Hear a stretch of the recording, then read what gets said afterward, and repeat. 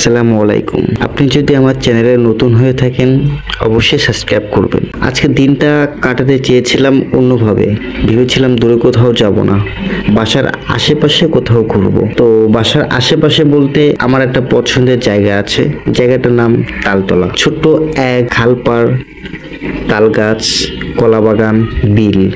চলুন শুনে আসি সেই তালতলার গল্পটা। ছোট এক রাস্তা ধরে যখন বের হলাম তখনই মনে হচ্ছিল আমি যেন এক নতুন যাত্রা পা দিলাম। রাস্তা শুরু হয়েছিল এক কলেজের পাশ দিয়ে। কলেজের সামনে গিয়ে এগাতে এগাতে চারপাশে ভরপুর সবুজ মাঠ, গাছপালা চোখে পড়ছিল। কিছুক্ষণ পরেই পৌঁছে গেলাম আমার সেই প্রিয় জায়গায় তালতলা, যেখানে পানি আর হাওয়া মিলে তৈরি করেছে অন্যরকম এক দৃশ্য। একটা ছোট ব্রিজের উপর দাঁড়ালাম, সামনে ছিল বিল, পিছনে ছিল বড় লম্বা গাছের সারি, চারপাশে ছিল শুধু বাতাস আর শব্দ, গাছের পাতায় নড়াচড়া আর পানির ঢেউ। কোনো ভিড় নেই, কোনো হইচই নেই, শুধু নিস্তব্ধতা। খালের পাড়ে একজন মানুষ বড়শি ফেলে মাছ ধরছিল। ওকে দেখে মনে হচ্ছিল জীবনের বাস্তবতা থেকে কিছুটা সময় আলাদা করে এনে সেও শান্তি খুঁজে প্রকৃতির কোলে। আমি দাঁড়িয়েছিলাম গাছের ছায়ায়, বাইরে প্রচন্ড গরম, কিন্তু ছায়ার নিচে দাঁড়িয়ে মনে হচ্ছিল প্রকৃতি যেন আমাকে নিজের কাছে টেনে নিয়েছে। এক অদ্ভুত শান ঘিরে ধরেছিল পুরো শরীর আর মন। এই জায়গায় কেন আমার এত প্রিয় যাবো বুঝতে পারলাম। শহরে ভিড় আর কোলাহল থেকে দূরে এসে এখানে দাঁড়ালে মনে হয় মনে যেন থেমে গিয়েছে, চারপাশে সবকিছু থেমে আছে, সময় যেন থেমে গিয়েছে, চারপাশ সবকিছু থেমে আছে, শুধু আমি,